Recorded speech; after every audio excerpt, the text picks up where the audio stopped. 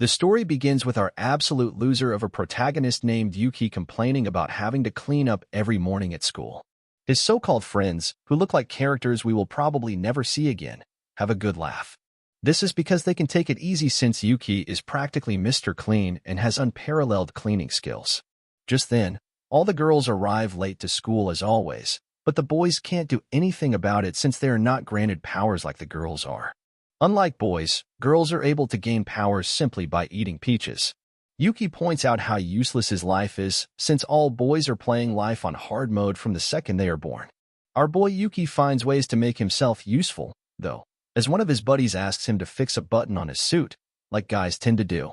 Yuki pulls out his super manly sewing kit and fixes it up with lightning speed, like a human sewing machine. Amazing. All his friends, however, the little nerd points out that his sewing skills don't help him get any ladies. Yuki's older sister taught him how to sew because boys are pretty worthless since they don't receive the benefits of the peaches. She taught him well, but she was pretty abusive about it, as she would choke him straight into unconsciousness if he didn't do it right. Yuki's side character friend wonders about his sister, but he is told by the other little nerd that it's a sensitive topic.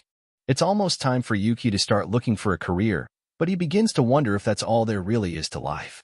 Between having to work a dead-end job and all that sewing he does, he will be a relentless dweeb forever. Yuki snaps out of this depressive state of mind and assures himself that there is something more out there, a place where he can make a difference without having to sew a single thing. Just then, the area becomes really foggy, and a strong gust of wind pushes him back. When the fog clears, Yuki realizes that it's his worst nightmare. He has appeared in a place called M. He begins to freak out and searches for his phone to bring out the motto instruction manual. MTO refers to an alternate dimension accessible via gateways, also known as doors. These doors suddenly appeared throughout Japan. Damage or injury sustained as a result of monsters known as Shuki entering their world, or civilians accidentally wandering into Mat, are referred to as M mishaps. This little history lesson is good and all, but what's really important is what he needs to do now. When a civilian finds themselves in Mat, they're supposed to stay wherever they are and wait for the Demon Defense Force to rescue them. The terrified Yuki plans to do just that, but one of these horrifying Shuki appears to attack him. Yuki runs for his life from the monsters that look like they're straight out of Bleach, but arrives at a dead end, and several more Shuki appear. Yuki determines that he can't sew his way out of this one, so he has the bright idea to throw a rock at the creature. This shockingly accomplishes nothing and just gets him mad. Yuki then imagines what his body would look like after getting sliced up by this thing. He won't be able to sew himself back together, but he explains that he doesn't want his life to end this way. The demon isn't listening to his concerns at all, as it's about to destroy him. But just then, he is saved by a girl riding on a Shuki. This girl calls him unlucky for getting attacked so fast and initiates a fight with all the other beasts. She slices a bunch of the low anime budget demons in half with her sword, but she sees that the Shuki she was riding just had its arms ripped off. She knew the dumb thing would be too weak, so she continues taking care of business on her own. Her name is Kyoka, and she is the commander of the 7th Squadron in the Demon Defense Force. She tells Yuki to stay back, but he makes himself super useful by pointing out that things are getting worse by the second. Kyoka takes control of one of the Shuki by putting a chain around its neck, and the two get out of there. They are chased soon after, but Himari, Nei, and Shushu arrive to back up their commander. They report that there are no other survivors, so Nei checks their surroundings again. She finds that a horde of the low-effort monsters is approaching quickly. So, Kyoka tells them to handle it while she takes the boy to safety. The girls instantly handle business as Himari does her best impression of Mega Man and transforms her hand into some kind of Gatling gun to put a bunch of holes in the demons. Shushu won't be outdone though and shows off her ability to grow into a giant like she's one of the Avengers. It becomes pretty apparent to Yuki that of all the girls that are able to get power from peaches, these girls are the cream of the crop. Yuki has only heard rumors about the Demon Defense Force, but seeing them in action now amazes him. The girls finish up the hollows from Bleach, and we see that they found an unconscious boy. They assume that their commander made it back to the dorm already, so they decide to go and check if the last site has been cleared before heading home. The little boy wakes up, but instead of being grateful for them saving him, he just looks around for his sister.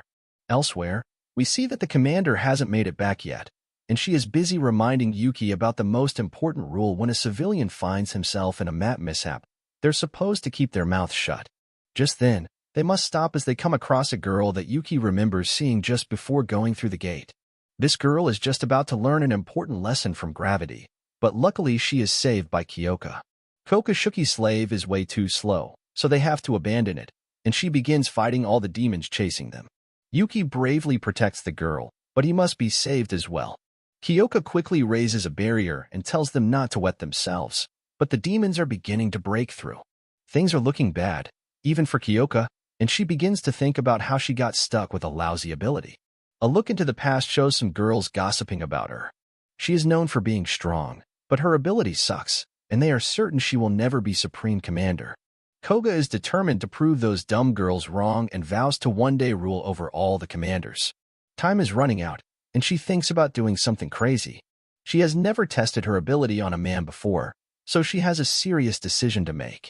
She tells Yuki that she needs something from him in order for them to escape. So, of course, the little dweeb is eager to do whatever it takes to survive. He doesn't get what he expected, though, as Kyoka informs him that he's going to be her slave. The process seems like it might be a little risque. However, as Kyoka tells the little girl to get out of the way and close her eyes, Ioka explains that if Yuki had enhanced strength, they would have a shot at making it out of there alive. Yuki can't believe that she wants him to fight the demons, but Kyoka manhandles him and reminds him that he said he would do whatever it takes. She then explains that it's time for him to bow down to her. These words hit Yuki like a truck, and despite never even having touched the girl before, he reacts on instinct. Yuki holds her finger out to him, and for some strange reason, his instincts tell him to lick it. The second his disgusting tongue touches her probably dirty finger, chains of energy surround him. Immense power bursts out of his body, and Yuki transforms into a crazy-looking demon. He looks way more powerful now, and Kyoka is amazed to see that it actually worked. The other girls arrive and are shocked to see that their commander turned him into her slave. Yuki is insanely powerful as he slices right through a demon, and things have worked out way better than Kyoka could have imagined. Kyoka mounts him and commands him to show her what he's got.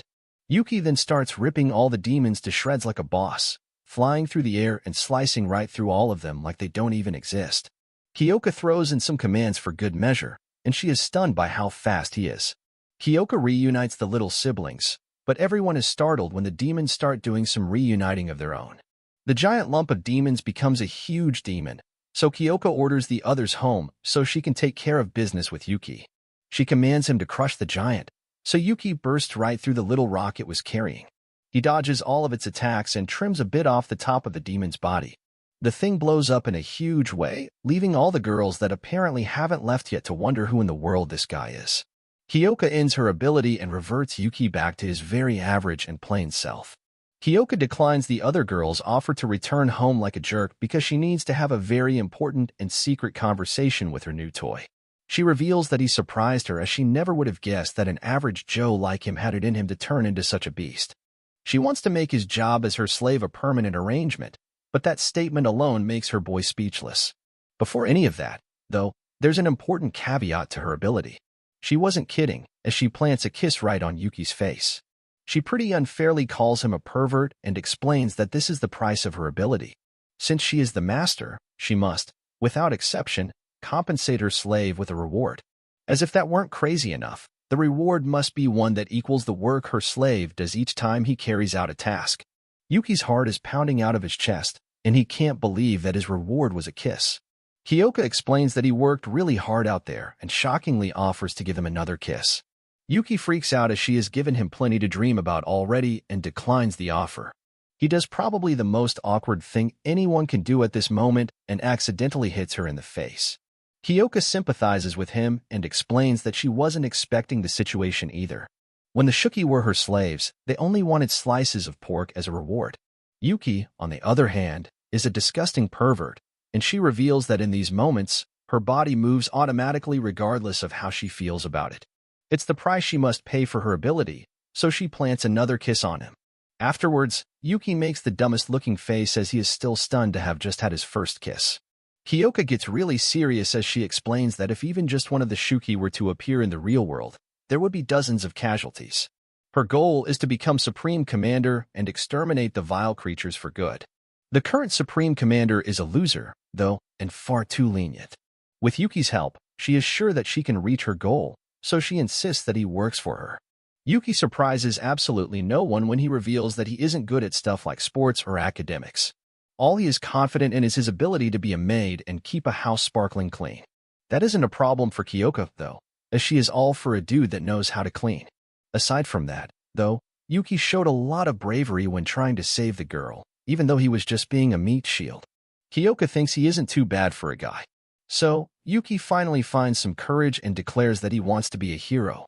In M, Yuki only has a life of monotony and mediocrity waiting for him in the real world. In this world, though, he can turn into a monster that looks like something from a cross between Pokemon and Bleach. For the first time ever, he feels like he can avenge his sister's death. Most importantly, though, the little perf says it will all be worth it as long as he gets his reward from Kyoka. Soon after, they go to the Demon Defense for Storm. Yuki passes through the barrier and prepares to become a prestigious member of the force. Yuki enters with a completely new outlook on life. He is a totally different man now, and he confidently stands before the girls, awaiting his introduction. The girls just wonder who the nerd is, though, and Kei just introduces him as the caretaker. She explains that during battle, he will be her slave, but at the dorm, he is the girl's caretaker. Some of these girls have never even seen a boy before, but Kyoka explains that they're all very skilled fighters. They all have colorful personalities, though, so their caretakers don't usually stick around for long. Yuki is the perfect fit, though, because he is as dull as it gets, and he is great at cleaning. Yuki is furious since he thought he was going to be on the Demon Defense Force, but Kyoka explains that men are not allowed to join.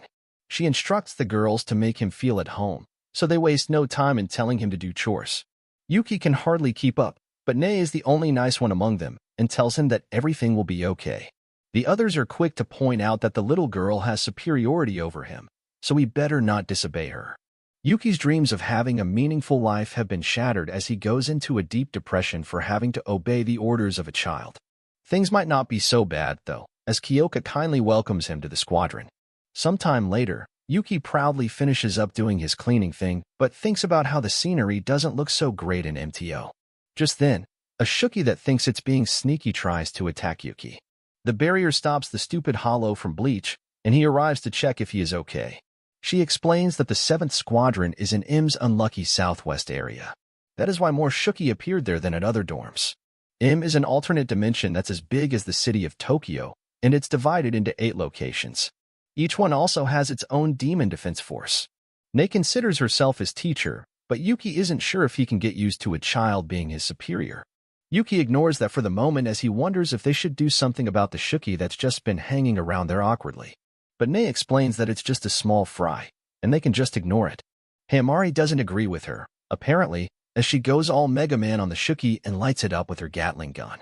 Yuki is upset that she almost hit them, but Hamari points out that if she wanted to hit him, he would already be filled with bullets. Hamari tells him to get to work on dinner and reminds him that he's only there because of Kyoka. Yuki begins to think that being a caretaker really sucks, and he has a strange feeling like he senses someone. That night, everyone raves over Yuki, the chef's cooking skills, and even the poor attitude Hamari wants another serving. He feels great after all the compliments and even keeps a good attitude when they remind him of all his other duties. The dummy gets back to work, but finally remembers that he wanted to be a hero, not a handyman. Yuki brings up his concerns about just doing chores all day, but Kyoka explains that she will use him in battle when needed.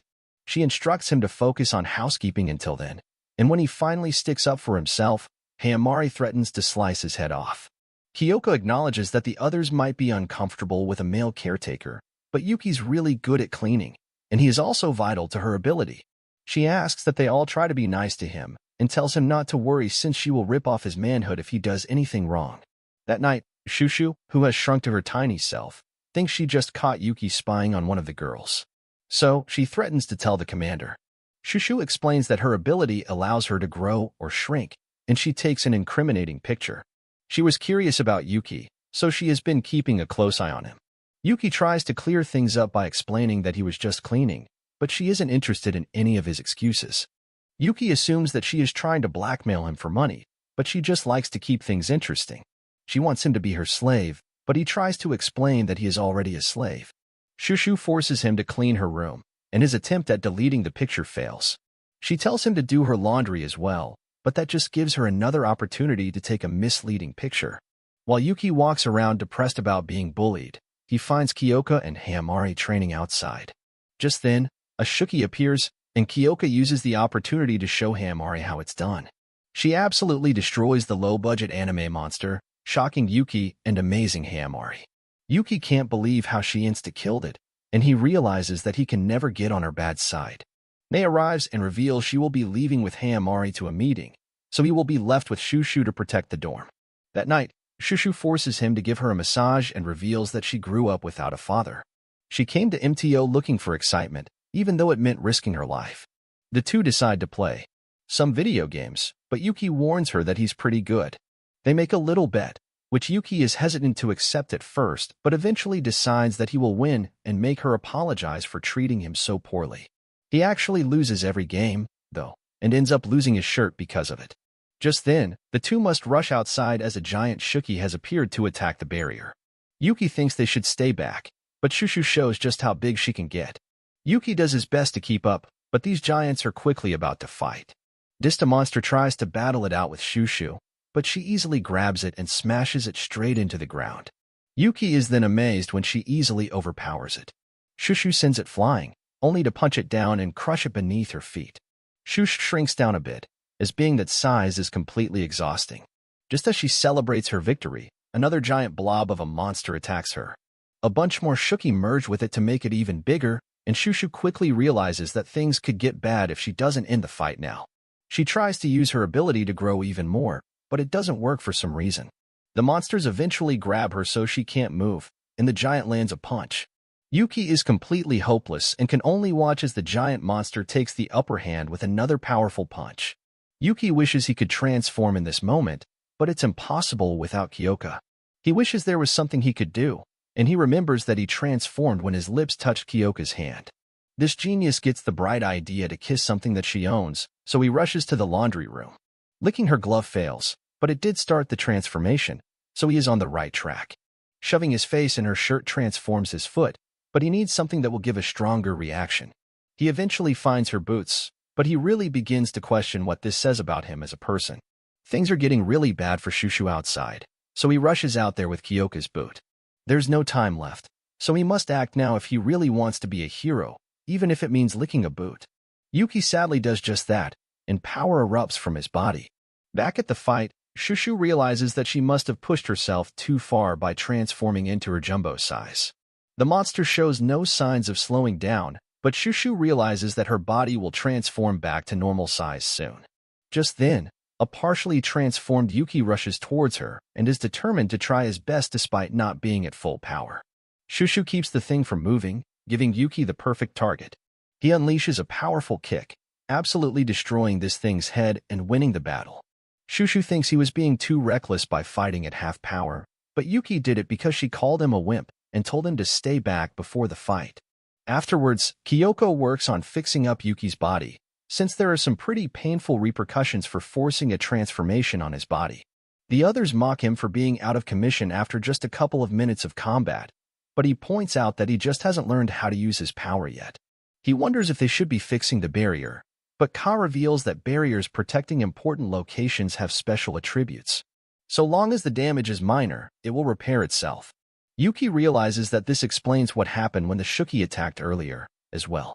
Kyoka gets back to working on our boy's back, but it's super painful, and he wonders if this is his reward for protecting the dorm. Kyoka scolds Shushu for underestimating their opponent and instructs her to help Yuki with his chores as punishment. When they leave, though, Shushu reveals that she has even more incriminating photos, so she will continue being his master. Yuki realizes how bad things are getting for him and wonders if he will ever be free. Elsewhere, we see that a barrier gets shattered. Another demon force arrives to find the cause, and one of them tells the others to inform their commander. The remaining girl prepares to fight, realizes that her opponent is no ordinary Shuki. The beast completely ignores her attack to grab the two that were running away and reveals itself to knock the first girl back. This mega Shuki prepares to eat her, but a mysterious person orders it to stop as this mysterious lady MST to Shuki.